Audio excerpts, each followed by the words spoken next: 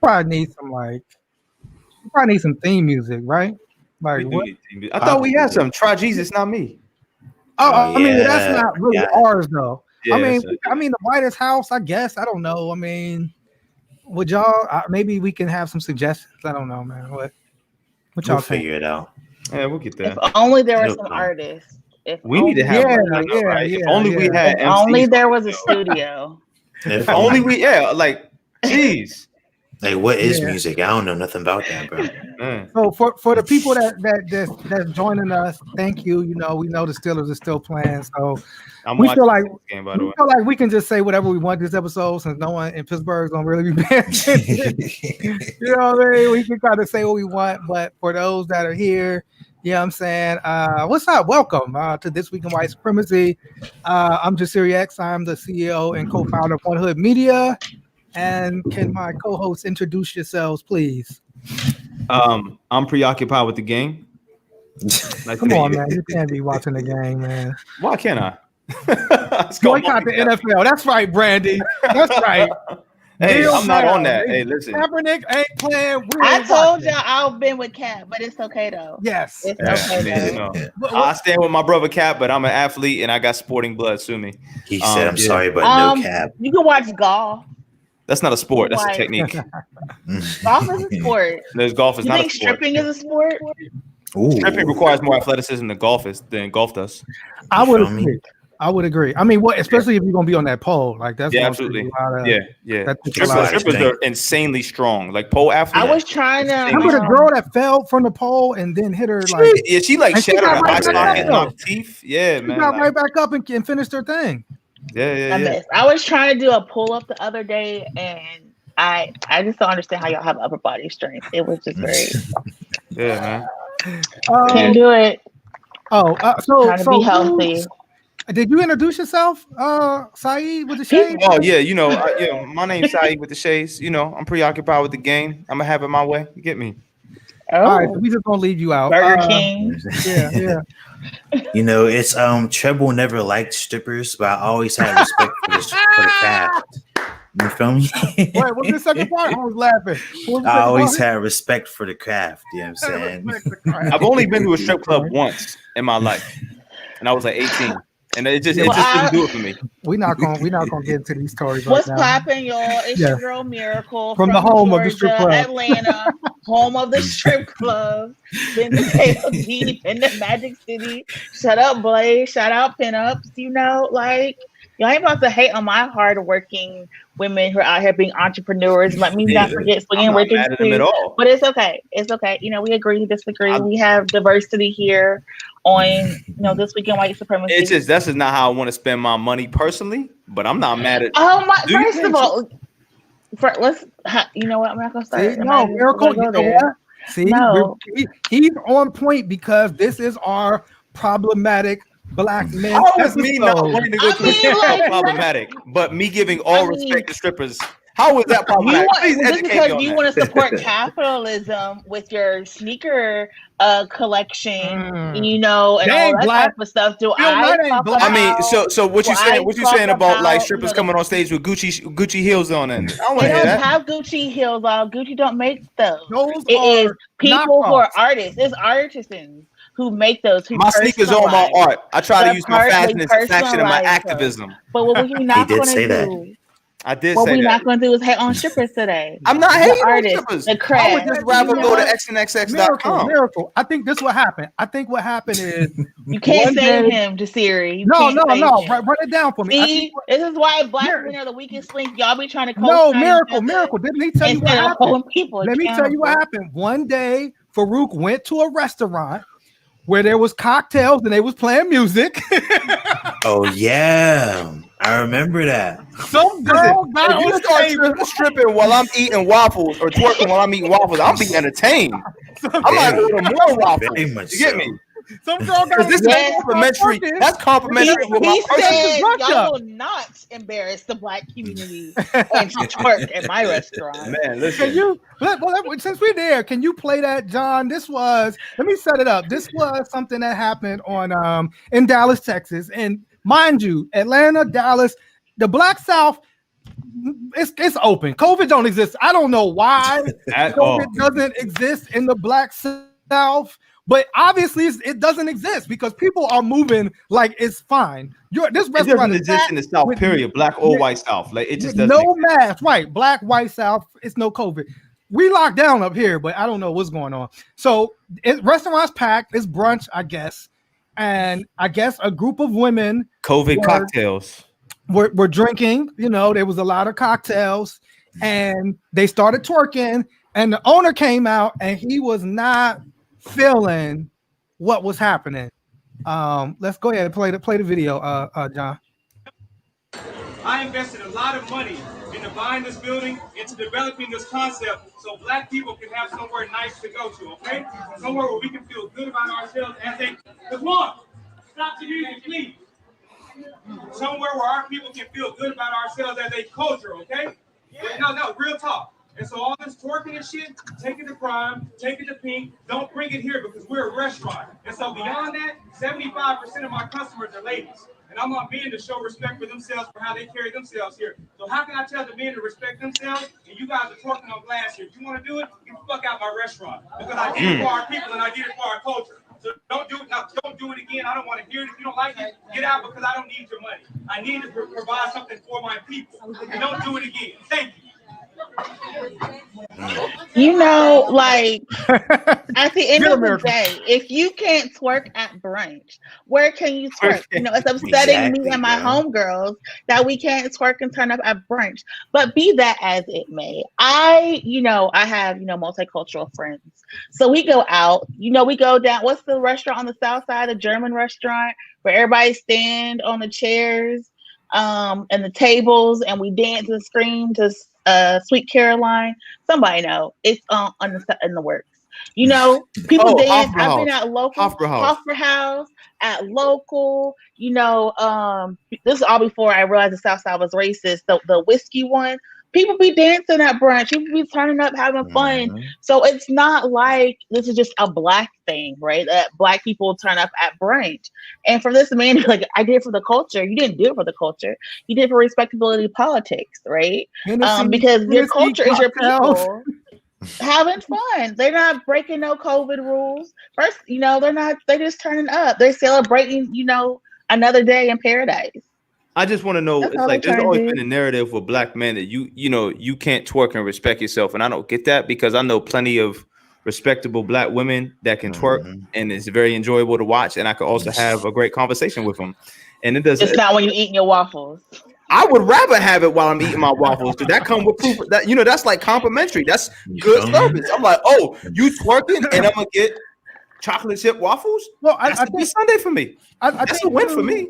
I think too, like you said, you have a restaurant, and if you saw like and it's called like True Cocktails and Kitchens, you're spelling cocktail with a K, you know what I'm saying? You got these, the drinks look like they was, crazy cocktails, crazy drinks. You got a DJ playing music loudly. So it's like when you have people drinking, socializing, music is playing, somebody plays a certain song, you might want to, do your thing. You might want to get up, start dancing. I don't see how that's like, to me, that is the culture. Like if you're talking about this is the culture, like that's Black culture. We celebrating, we in where you take it back to the continent. Somebody throw some music on, somebody's dancing. You know what I'm saying? Like yeah, I just don't understand how, like, why would you have a DJ if you didn't want niggas to dance? You know what I'm saying? And it's like, I hate how people try to separate twerking from dancing. It's like, bro, like, if you have music playing, people are going to be dancing. Twerking is just dancing, bro. Like, stop trying to differentiate it. People are going to, you know what I'm saying? Yeah, you want niggas to be doing the Carlton at brunch? It'd be interesting if I think you make a great point, and I'm sorry, I'm gonna come to you, Fruit. Like if somebody was doing like some ballroom dancing, I think that goes back to that respectability politics. That goes back to that thing of like. You said what I was gonna say, so keep going. Yeah, like if Black people, if we just behaved a certain way, you know what I'm saying? Like if we just behaved a certain way, then everything will be okay. Like we will be accepted in society. We wouldn't have no shooting. There would be no racism. The Ku Klux Klan would go away. But like the problem isn't some outside oppression. The problem isn't white supremacy or racism. The problem is black people don't know how to behave themselves and control themselves. And it goes and it really comes out of that slavery mindset of like, you go in the store, you see white children just raising havoc. They running around, they, doing all types of stuff. White families got them on leashes and stuff. But then it's like black children, like you're told, like, because we understand like this society is going to punish us differently if we act out of that. And so like, what is I was waiting for you to peep it. That must be so. Happy anniversary. Happy anniversary. on the chat. But yeah, well, anyway, I'm trying to make a good point, you know what I'm saying? Celeste, get that man some waffles. That's all I'm gonna say. Bring him some waffles. That's all I'm saying. But no, but seriously, I think that's the thing. I think, and it kind of goes back to that respectability policy. You was gonna say the same thing, Farouk? Yeah, but now that we're on the topic, do you prefer pancakes or waffles? Oh man, pancakes all day long, bro. I know you don't like crepes. No, hate crepes. Pamela's can go to hell. I don't. Chill with this. I know y'all love. You can have your opinion, bro. Nigga said go to hell. Don't collect $200. Don't pass go to hell. I've never had a crepe I didn't like, so I'm just like, you get me. It's all really just bread, sweet bread. And see, that's the only time I can eat bread is if it's sweet. All right, we're not gonna get it. We're not gonna get into this, bro. Like, did you have a point about respectability? Oh, I think it's whack. I think respectability. I have an issue with respectability politics, specifically as it pertains to our former president. Wait, before we get there, I just want to say, if you in Texas and you want to twerk, the domain, they're at 8052 Westheimer Road. They say they want you to come, they want you to twerk and live your best life. So my Houston hotties, the cocktails people don't want you to come, but the domain said come through, twerk, turn up, with or without a mask. I guess that's optional. Is Meg coming? Maybe she might. I'm gonna need to be there. But who's not coming? It's Barack. Why isn't Barack coming? I did want to ask you, because this clip did go viral. A lot of people were talking about it, but you said, Miracle, that the owner has not apologized, right? Nope. No, he doubled down. So that's he fully in the respectability. He's fully in, not at my establishment. I wonder if he attends Dr. Umar conferences. He was like, they came in here as queens. Oh shit.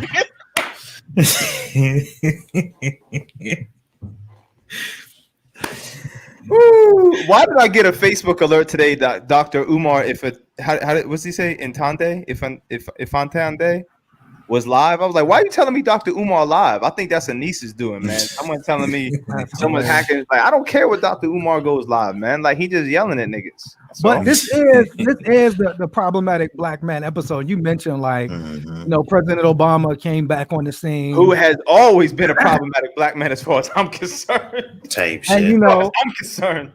It wasn't about, and it's so wild to me that like in the midst of like we saw like unprecedented voter suppression around black people, unprecedented violence on black people across the board. Right. We saw unprecedented, like even right now. Right now, the whole conversation of is to try to like devalue the votes in Philadelphia, the votes in Milwaukee, the votes in Detroit, the votes in did I say Atlanta? Come on, Miracle. That's an alley-oop for you. The votes in Atlanta. And it's like, but the conversation has been really since the election has been like, okay, Joe Biden won. However, y'all gonna have to come up with a new slogan besides defund the police. And so, to now have, it was almost like, can we adopt fuck the police then? I don't know. It's like we wasn't getting it. Because this really feels like to me, and maybe I'm wrong. Please tell me how y'all feel if I'm wrong. It almost really feels like somebody said to Obama, like, go talk to your people about this defund the police thing. Like, go talk to your people. So, of course, Obama's book is out. He's been on a press run about his book, and he talked about, ironically, the man who coined the term, yes, we can. Yes. Let's not do it right now. He said, no, you won't. Not right now. Not right now. No, I'm just saying. He was like, yo, we not with them slogans. Yes, we can. Cool.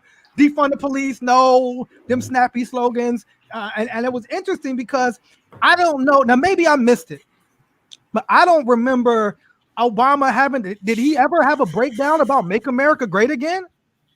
Like that was a snappy slogan. That seems to work. I don't. Maybe he does. Maybe he goes into. I haven't read his book. Maybe he goes into it. So, how did y'all feel about Obama? The strike breaker. I feel now that I'm thinking about it, I'm not gonna lie. It's like we, as Black people, have made ourselves believe that Obama is for us, for the people, for America, and it's like I want to focus on that because it's like when I think of Obama being for America. His actions as of late make me feel like, what America are you for? Are you for America the people or like America the state? You know what I'm saying? Because it seems like he's more committed to his job as a politician than he is to the people. You feel me? See, my issue, that's a great point. I always was outspoken against President Obama. I was never a fan of him. Just for the simple fact that, the reasons that I mentioned on the show, being a Muslim, being an immigrant, it's very difficult to kind of rock with that man, whether we Black or not. It's just, he's killed more Muslims than any other president in the history. But Miracle brought up some great points about when you drop that thread in of all the times Obama has said, not right now, or this is too much. He broke up the NBA strike. He chastised Colin Kaepernick. He had brought attention to the people at Ferguson and basically called them thugs. And, Obama has never really been on the side of the hood and the people in it. You get me? Obama has always used the respectability politics more than probably anybody else outside of like Reverend Sharpton or TD Jakes or somebody like that. And I lump all of them into the same category, to be honest with you. They're all part and parcel to me of the same issues of that. If Black people play nice, then everybody's just going to treat us fairly and and all of that. Like Obama Bill Cosby'd his way into the White House. He really played that Huxtable shit up. And it's like we're not all from that same cloth, my nigga. We're not all from that same cloth. But you kind of have, you kind of have. I get what you're about to say. I know what you're about to say. Obama, remember, I think it was Biden, or one of them was like, he's a articulated light-skinned Black. I forget what it was. A Democratic. It might have been the senator who was from Nevada, and he kind of like that's what Obama did. Right. So Obama had to like play that role, like I'm non-threatening. He was drinking beer and eating hot dogs and letting them know, like, nah, and he's always played that role. Obama was a glizzy gladiator. Yeah. but Obama also had this habit of, whenever he spoke to Black audience, like lecturing us. I mean, he would go amongst Black audiences and it would be this lecture. It would be about, that pull your pants up. He would, right. Yeah, that Bill Cosby shit. Yeah, when you talk about the Bill Cosby, like, you care about gold chains and all of that. And it's like, come on, like, it's wild to me. And I'm gonna pass it to you, Miracle. Like, here's a man who, like, the minute he went into office, like the Republicans basically said, like, our main goal is to prevent him from being able to do anything. Like they actually, at that point, they were like, we're going to stop this man from doing anything. And despite the fact that happened, despite Michelle talked about it in her book, about the vitriol they face, he's still trying to create like, we create some big tent strategy. Hey, my brother, like it ain't working. I don't get it. You know what I'm saying? Miracle, can you shed some light on your brother? As my friend reminded me, we're talking about empire. And so whatever figurehead is propped up a part of this administration, their job is to push and protect this empire that is the American democratic experiment. However, if we're talking about slogans, let's remember that the great midterm elections where thousands of Democrats lost their seats wasn't this past election. It was during Obama's presidency. Absolutely. When he was out there campaigning. So if we're talking about slogans, he needs to look within and do the own work. But second point of all is, so far, there hasn't been any Democrat who ran on a defund the police platform that actually lost their seat. The people who lost their seat were these toe-the-line moderate Democrats who did not pick a side. And so people did not go out and vote for them. People Christmas tree, cherry picked, whatever term you want to use, their ballots this year. And there are people who said, you know what, I'm not going to vote for Republican, but I'm not going to vote for a Democrat either because you're not giving me anything to vote for. Right. So instead of talking about these snappy slogans or how divisive these slogans are, what the Dems need to do is unite behind these slogans, because whether it's demilitarizing the police, defunding the police, or abolishing the police, Black and brown people are dying, Indigenous people are dying at the hands of the police state, and people are not going to take it anymore. And one of the things I do love is this is the most that Obama has really got pushed back from top to bottom. Even Sonny on The View was like, wait a minute, sir. Let me tell you about yourself. And so we're starting to see that if Democrats thought that a Biden campaign and a Biden win was going to be easy selling for them, people are pushing back. But no, Black people do not have to be respectable and asking for you not to kill us. We've marched, we voted, we've lobbied, we've asked. So now we're saying these are our demands, meet them, or we're going to run candidates. Say that first part again, please. We are going to run candidates who will. So actually protect Black lives, value Black lives, or we'll put people in there who will do that. So that's what we're saying. And you talked about, and one of them made a great point, Jamal Bowman, who was recently elected to Congress in New York. Jamal Bowman went up against a long-time incumbent, a white candidate. I forget his name, but although he was white, he was endorsed by the Congressional Black Caucus because he was one of these long-time, he was a Democratic congressman, but Jamal Bowman ran on Medicare for all. He ran on defund the police and won in a landslide. It wasn't even close. You know what I'm saying? It was another congressman, the first openly gay Afro-Latino congressman out of New York, Richie Torres, who also won in a landslide talking about defunding the police. And the Fraternal Order of Police head called him a whore. You know what I'm saying? Like on Twitter. So we saw unprecedented victories around folks that have been adopting this defund the police platform and more progressive agendas, because it's you're giving folks something to actually vote for. But like you said, the fact that you're going to bring Obama out to but meanwhile we're trying to inspire. It was go look at the stats. Who won Georgia for Biden?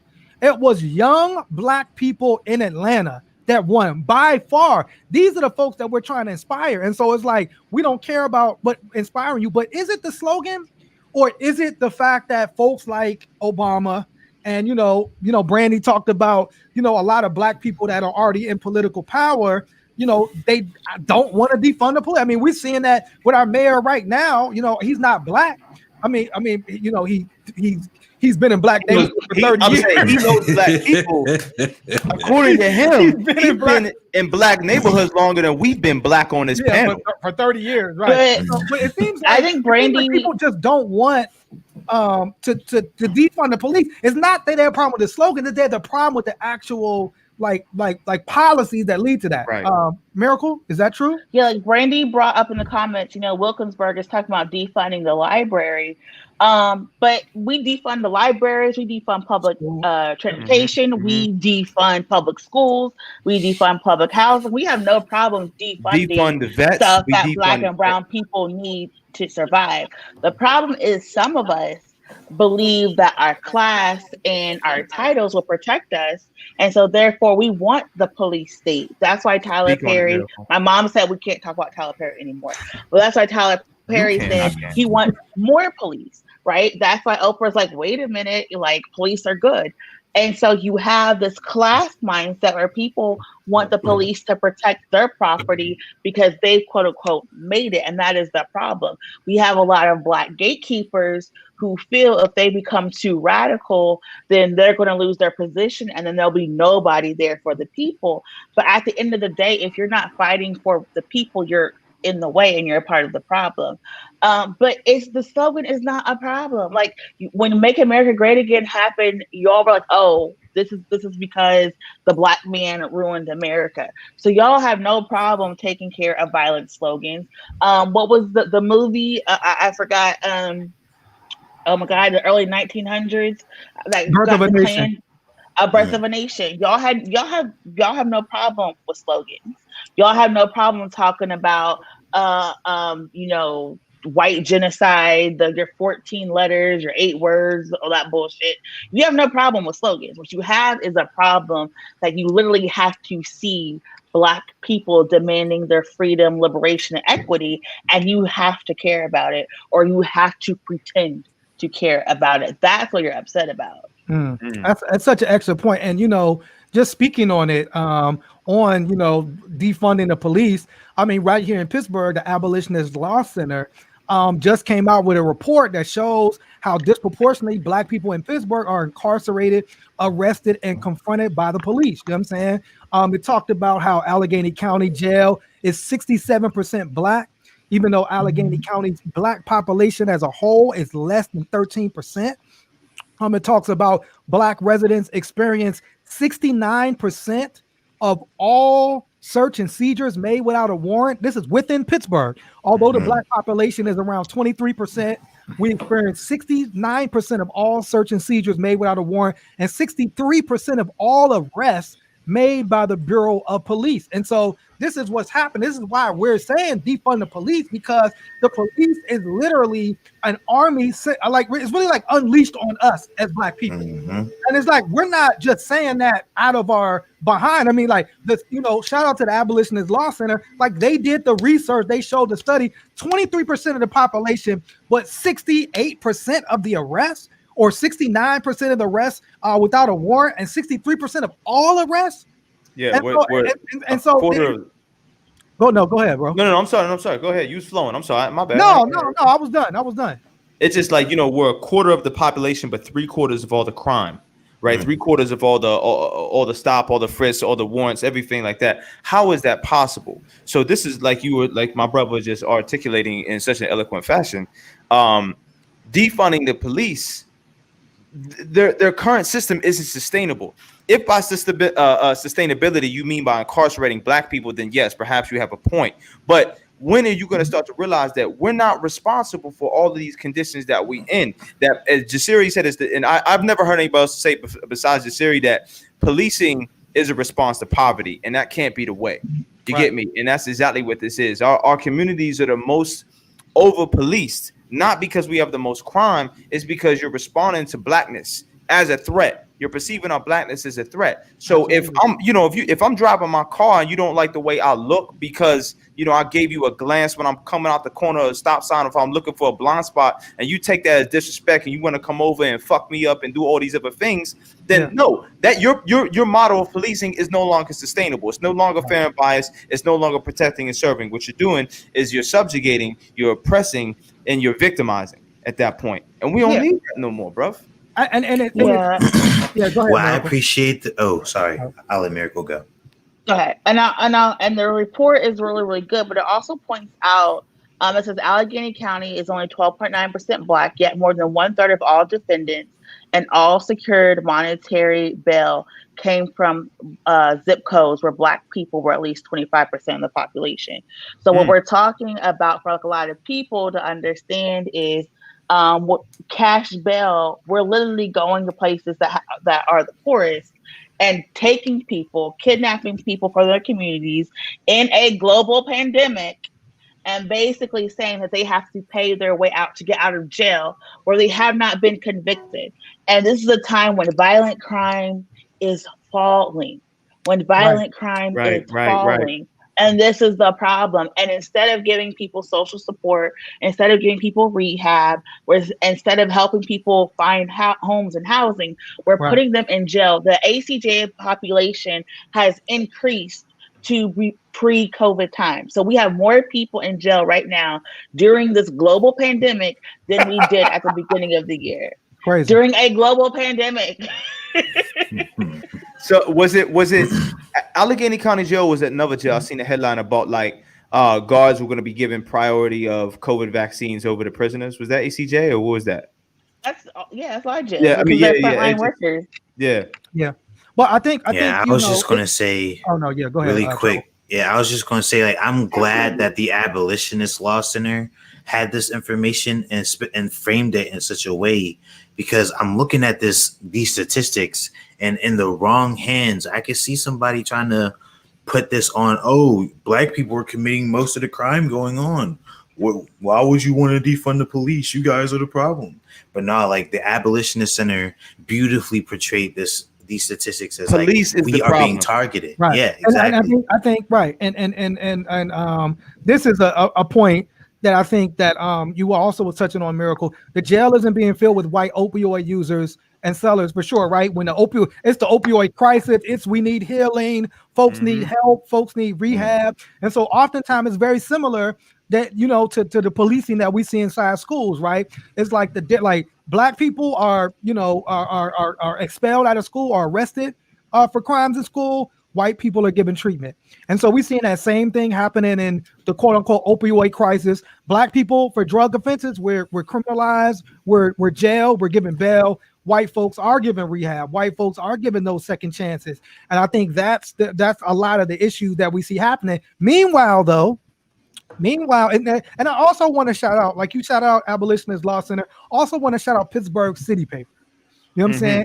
And I want to encourage people to subscribe to Pittsburgh City Paper. We did, as an organization, as One Hood, we got a City Paper subscription because they're doing great work. When you look at the City Paper, Public Source, Pittsburgh Current, these are the actual newspapers that's doing the work of putting a lot of these stories out. So I would say to people, support those, of course, support One Hood Media as well. But I just want to shout out Pittsburgh City Paper, because on the flip side, shout them out. You know what I'm saying? Pittsburgh City Paper doing a lot of great work. Because on the flip side, right, the Post-Gazette actually did a op-ed around policing that basically said, calls the defund police departments a rallying cry at many protests nationwide over the summer months are misguided attempts to improve policing. So here's the point. And what was even wilder was your man. Whose man is this? Cher, I'm gonna say Dr. Russell, your man, Bill Peduto, tweeted out this op-ed. This is the same editorial board, the Pittsburgh Post-Gazette, that endorsed Donald Trump for president. You know what I'm saying? And so that same editorial board called defunding the police misguided. And yes, y'all's mayor, right, quote unquote progressive Peduto, retweeted this out. Any comments, y'all? I mean, Post-Gazette that fired, or not fired, just demoted Black and brown people. The same Post-Gazette that endorsed Trump. The same Post-Gazette that said like racism does not exist because we are not. Well, it said we are not a racist white supremacist nation. That Post-Gazette. Here's the thing: if I was in an abusive relationship, you would not tell my abuser, you know what? Maybe just hit her in the back.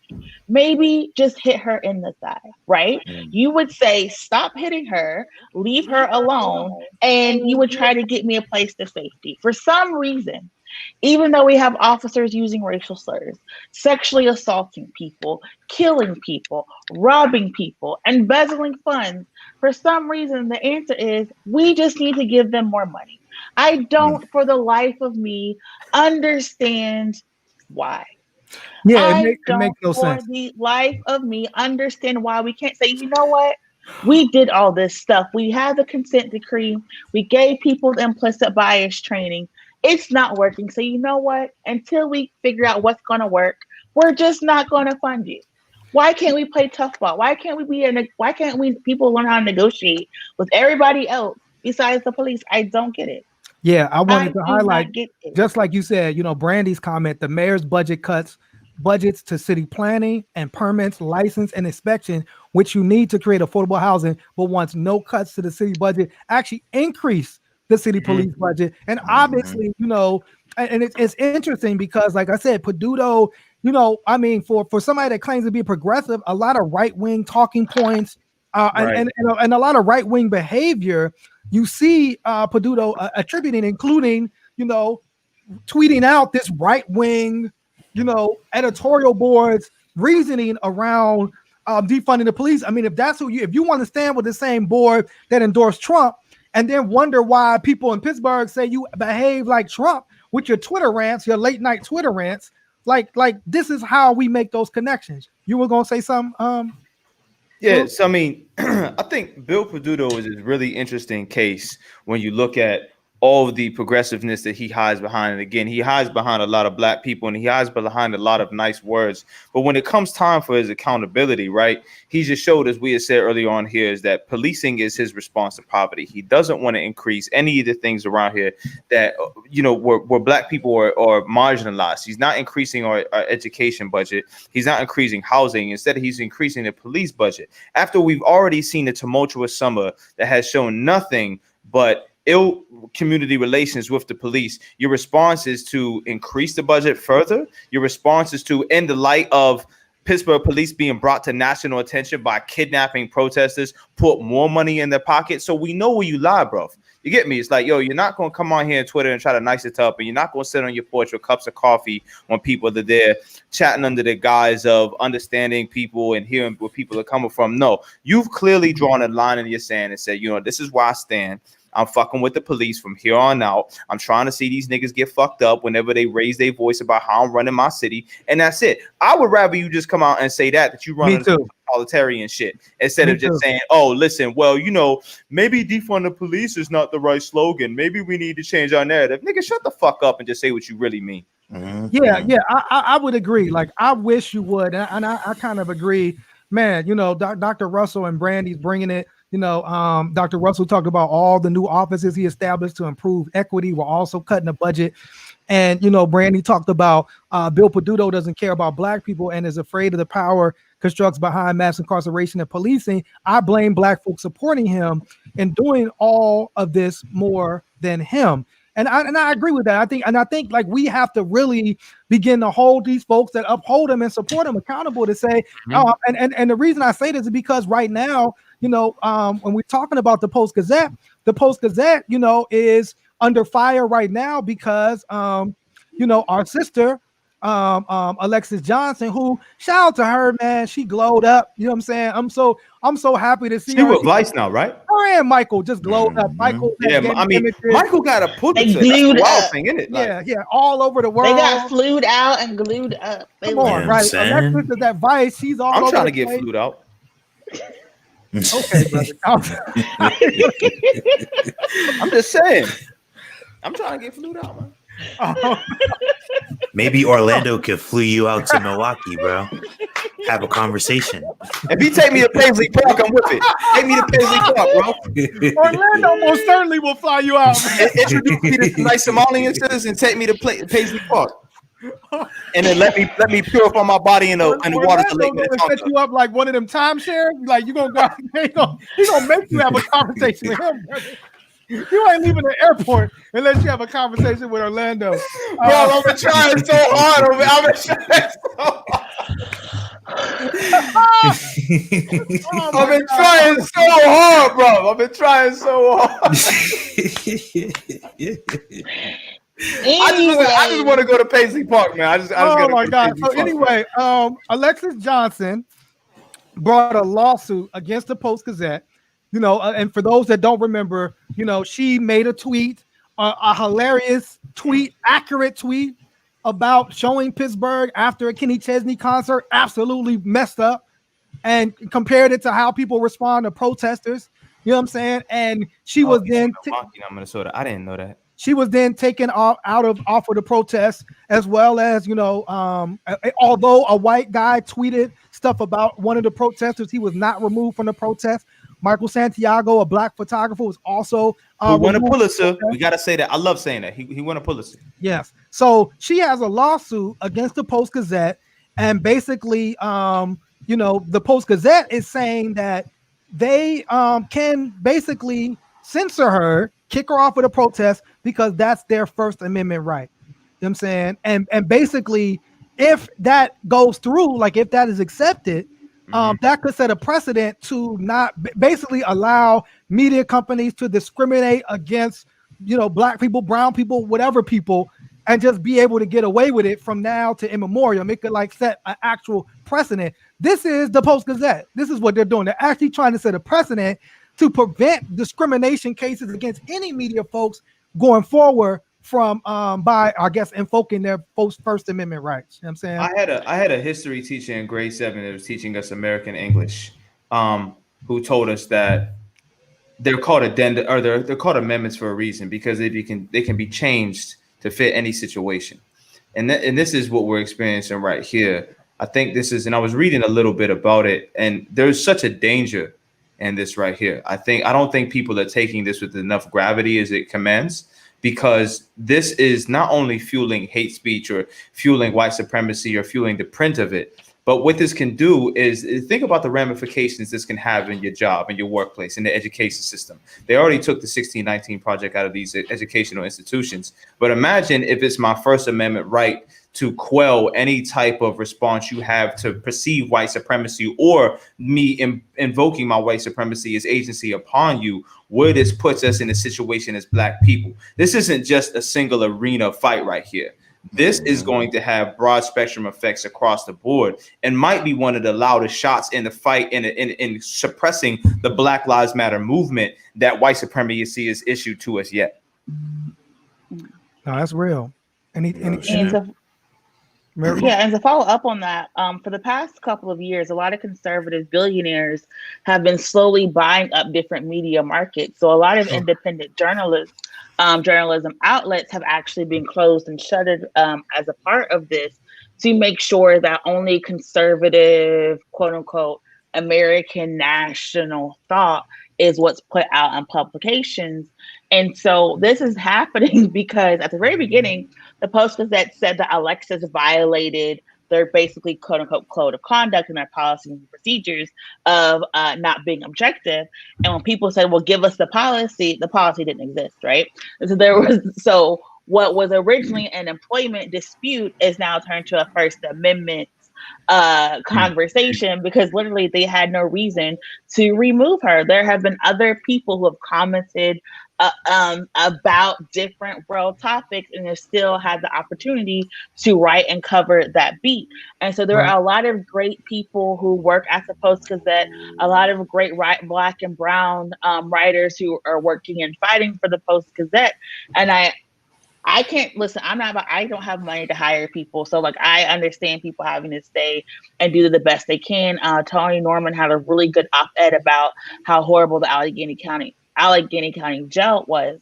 Right. And so what we're really talking about is finding ways to kick out Black and brown people out of the media. What we're talking about is ways that we can create hostile work environments that we drive out, and we're forcing Black and brown people to leave our jobs, our communities, and our cities, which is why Fetterman has been out there standing with the Post-Gazette workers and pushing this message, because he understands the reality while some other politicians have not. And this is very problematic that we're about to see. The Post-Gazette owner was on the plane with Trump. Buddy,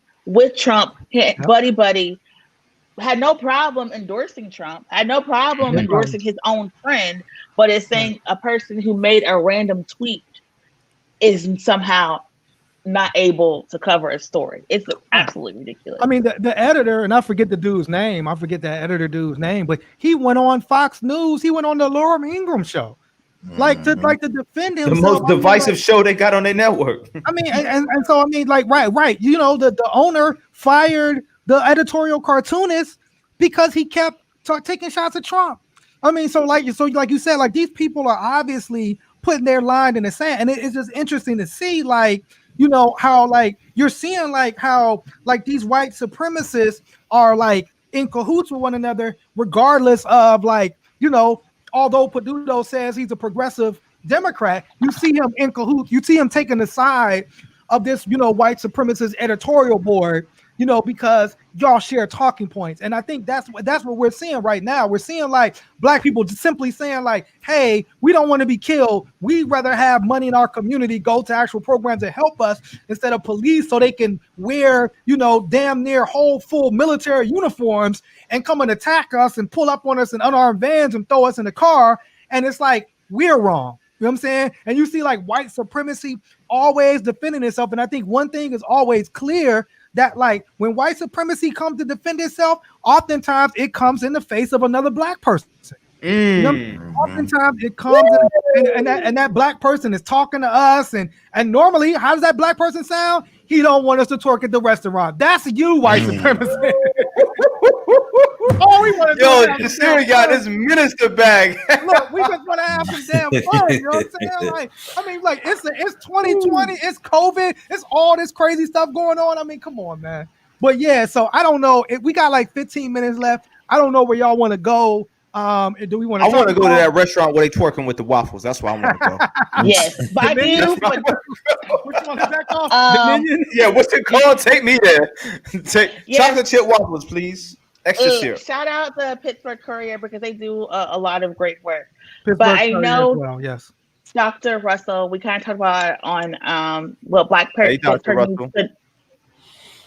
I'm sorry. Go ahead and say it again. I think I was interrupting you. Hey, Dr. Russell. I was going to say Dr. Russell is writing a book. She announced that she's writing a book talking about like the gatekeeping that Black people do. And I will say, outside of this organization, more white people have told me I can come work for them with my natural hair, my long nails. They would love to have me. And it's been more Black people, older Black people, who are like, you can't do that here. You can't come into this business like that. I've had people that I broke bread with, worked with, kikied with, ignore me in public because they thought that their white friends and their white colleagues were going to look down upon them if they saw them talking to me, right? And so I think we really got to talk about respectfully politics and all this internalized white supremacy, because a lot of these white racists do this shit because the Black people in their ear is like, not those colors. Yep. They don't listen to those Black people over there, right? And that is the problem, because at the end of the day, when I look at Pittsburgh, I see a thriving, rich, robust culture that literally just wants to be free. And if people would just let it, we have so many great artists, so many great minds. And if people would just support the Black people in this city, Pittsburgh would be so more dope than it already is. Absolutely. I would like to say, just kind of piggybacking off what Miracle said, as I've gotten older, the largest amount of pushback at everything I've had about being in the spaces I've had, is from older Black people, because I don't fit that role. Like I don't fit that traditional, acceptable, respectable politic role that Black people are supposed to be in. And I don't know my place, and I don't come from a specific background. And it's that older church crowd, it's the older HBCU crowd, it's the older Black fraternity crowd. And it's just like, you're playing, you sound like white people. You sound like white supremacy right now. And that's exactly what you sound like.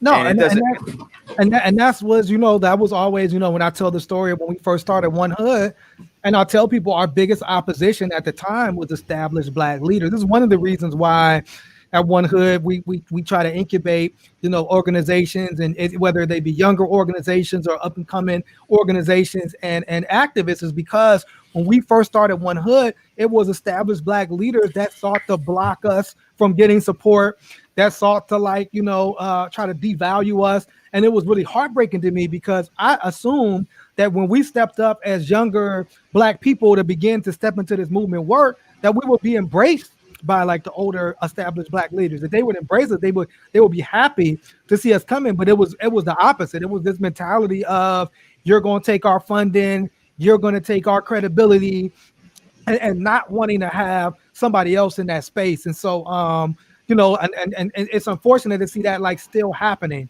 You know what I'm saying? And so I agree. Like, what we have to do is, one, we have to call it out when we see it and say like, well, who are you speaking? Like, you sound like, you know what I'm saying? And I think, whether it be, okay, if you want to talk to Black people like that, we're not going to go to your restaurant. You know, we're going to run candidates again. I mean, we got some black, you know, elected officials here. You know what I'm saying? That are not, you know, progressive at all. That are talking about that, you know, stand next to Peduto and co-sign a lot of the shenanigans that he's with. And so we need to begin to run folks against those people as well. You know what I'm saying? And we need to make sure like that, like our voices are heard loud and clear. We need to not purchase the Post Gazette and don't support, like we support those reporters. Like you said, we support Tony Norman and the sister Lucretia. Like we support them. You know what I'm saying? But we're not supporting the paper as a whole. You know what I mean? I'm not supporting. One thing I will say is like, so one outlet that I do support is Public Source, and they just recently helped me put together a visual for a poem I wrote called "Don't Clip Our Tails," and the idea of the poem was aimed towards, you know, white allies.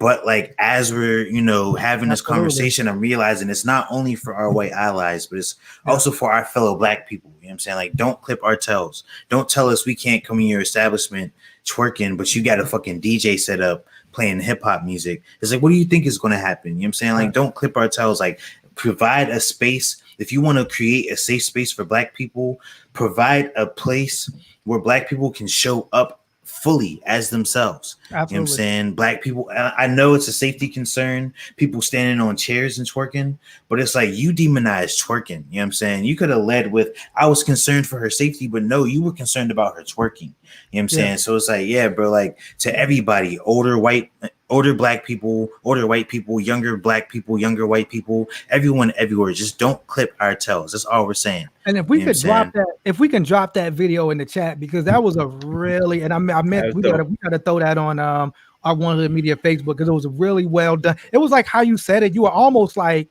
reminded me of like, you know, like NPR, like, you know, you were like real calm. You know what I'm saying? It was like, oh, okay. Like I thought the whole thing, I thought the video, I thought how it sounded, how it looked was really, really good.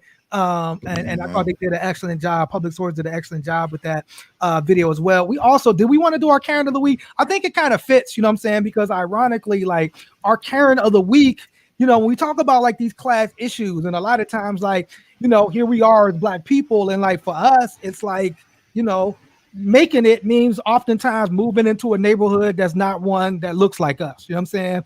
That black people are around. That's one of the things, like Pittsburgh, we don't really have a black, like middle class, quote unquote, neighborhood. I guess maybe Penn Hills.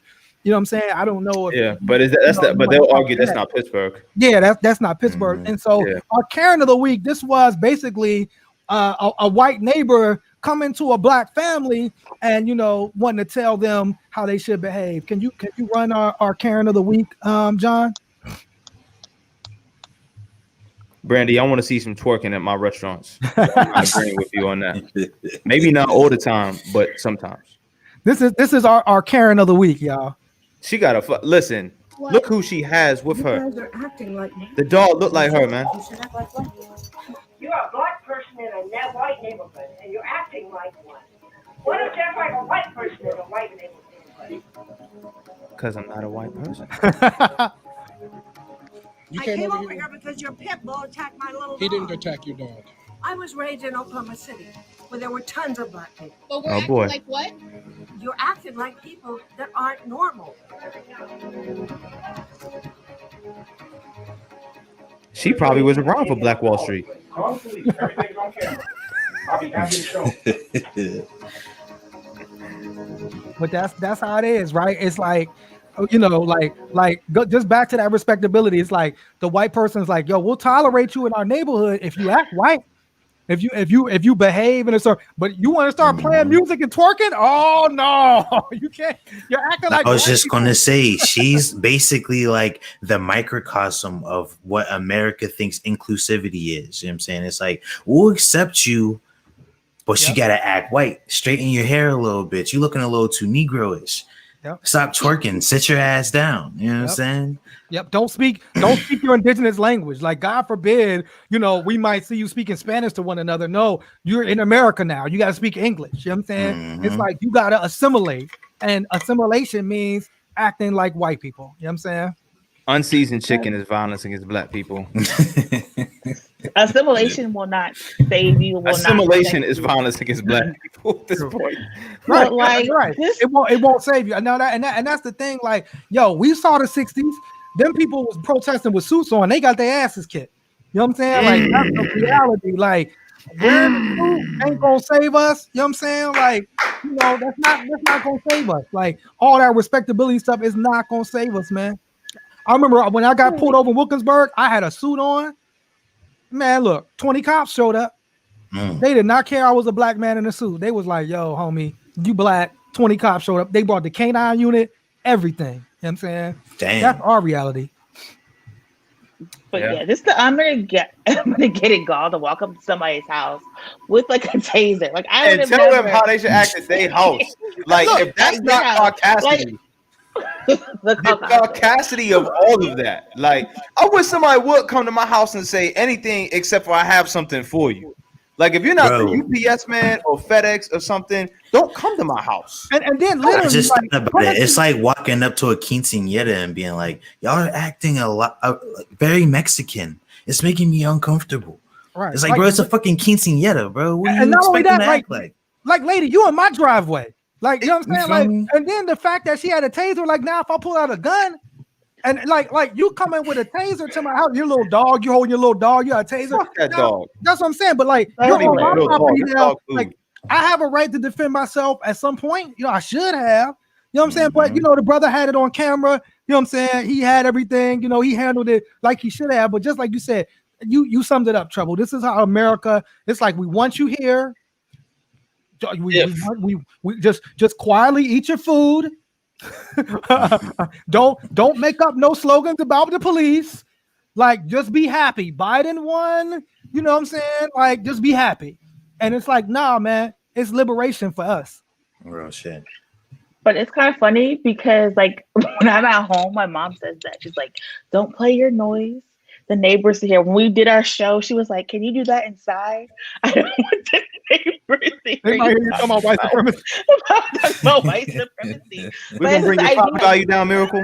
That's what we're gonna do. No, but I think it's this legitimate fear that, like, white people are gonna see us and hurt us. They're gonna walk into a property with the taser and the dog, and they're gonna call the cops, right? Or they're gonna come, burn the house down, shoot us up if we think about the Klan and different people. So I think there's a legitimate fear that some of our elders have. However, we can't live in fear. We have to, like, push back against this BS, because at the end of the day, if I want to twerk in my backyard and play ratchet music at insanely high levels, I should be able to do that. You know, it is a brand new day. What's poppin', Woogie? But at the end of the day, the issue is always going to be the fact that people do not see Black people as human. And until we understand that some people just do not like us simply for the fact that we are Black, we are not going to be able to organize, because a lot of us are in love with white supremacy. True. We're in love with whiteness. We want that validation and those titles. And until we say, you know what, I'm just going to be me and do the best I can, we're really not going to have our liberation. And I know we're close to 7, but I have to share this because this, like, and it's an excerpt from Obama's book. It is like goes exactly in line with like what we're talking about, because of course there was that famous incident early on in Obama's presidency with Professor Henry Louis Gates in Harvard, where basically he was arrested inside of his own home by a police officer. Obama spoke about it and then had to do the beer summit and bring the police. So Obama actually writes about this incident in his book, and this is what he says. He says, my own guess as to what has happened was more particular, more human than simply Black and white morality tale being portrayed. Having lived in Cambridge, I knew that its police department didn't have a reputation for harboring a whole bunch of Bull Connor types. Meanwhile, Skip Gates, as he was known to his friends, was brilliant and loud. One part W.E.B. Du Bois, one part Morris Blackman, and cocky enough that I could. But listen, he said, and cocky enough that I could easily picture him cursing out a cop to the point where even a relatively restrained officer might feel his testosterone kick in. You know what I'm saying? Sandra Bland. here is Obama basically saying, just like you said, Miracle, that like, first of all, if a cop tries to arrest you in your own home, he should be cursed out. That's absolutely ridiculous. That is terrible behavior. You're in your own home. But here's Obama basically saying like, hey, black dude, I know you're a Harvard professor. I know you're distinguished, but you're loud, you're cocky, and that's why that cop arrested your home. Not that he was racist, not that this is police brutality, not that this is policing. This is y'all president. What's wrong with this man? You can always tell. You can always tell, so I'm going to say you can always tell.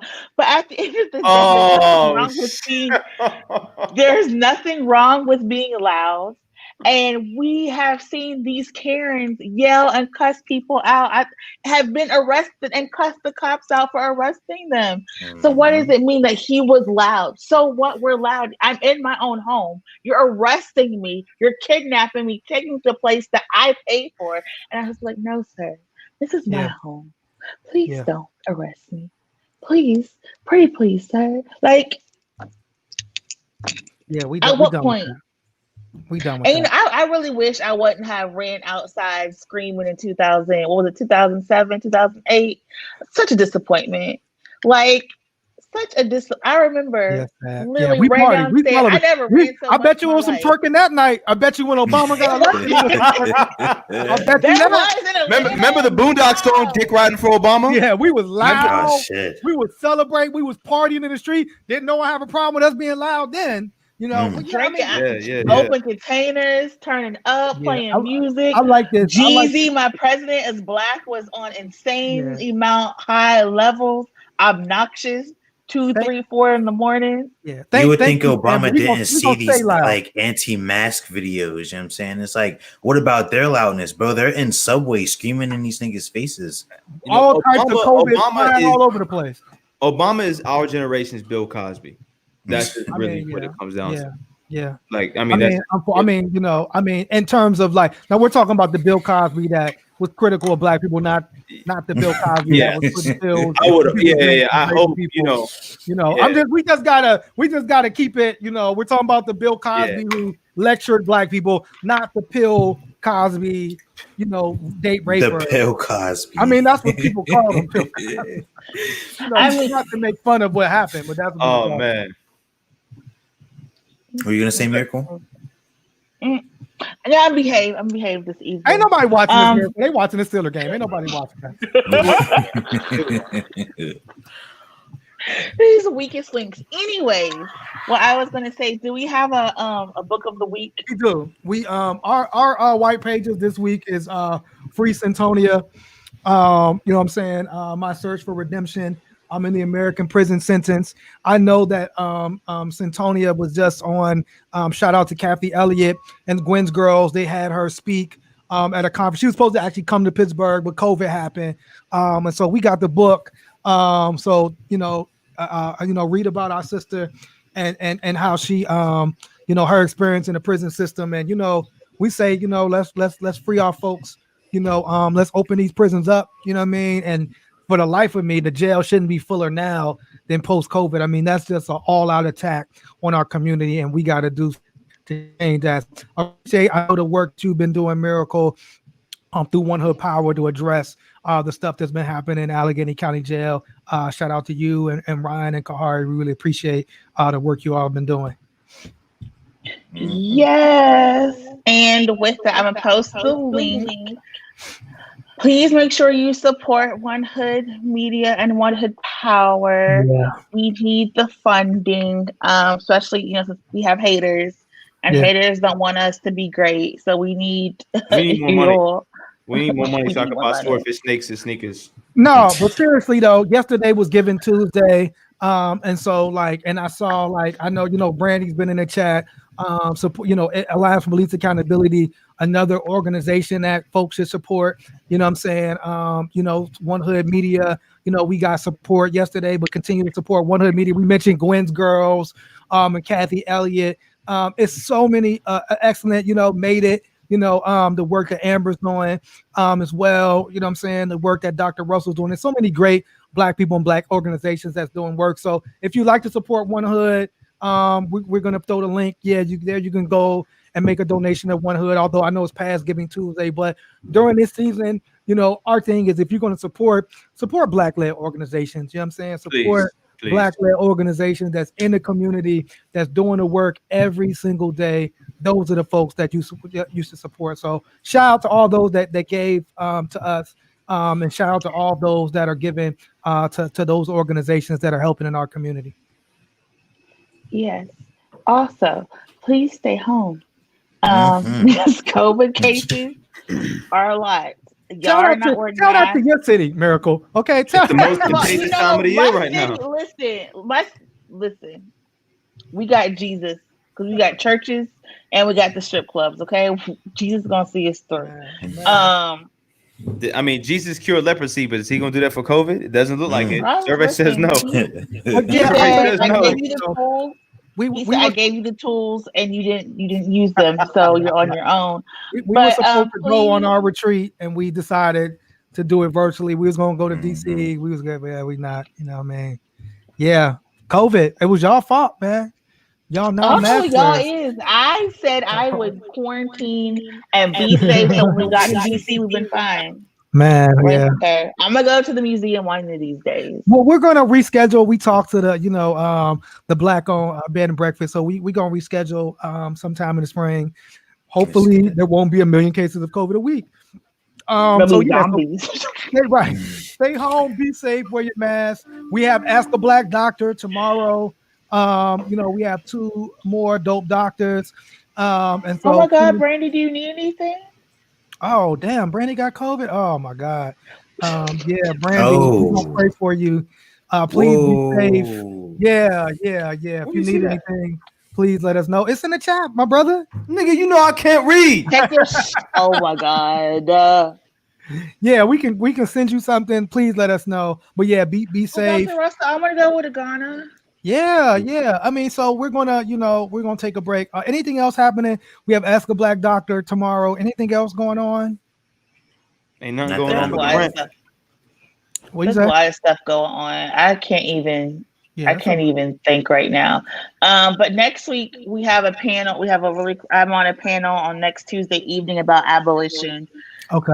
So if you're very interested in talking about police with the Pittsburgh Racial Justice Summit, good. Be next Tuesday at 7:00. Absolutely. So thank y'all. Thank y'all for tuning in. Until next time, we will see y'all on This Week in White Supremacy. And one day, maybe one day, we have to. No. I knew it was coming. Farouk will get flued out one day. He's gonna get flown out. He'll get flown out to Milwaukee. Trouble.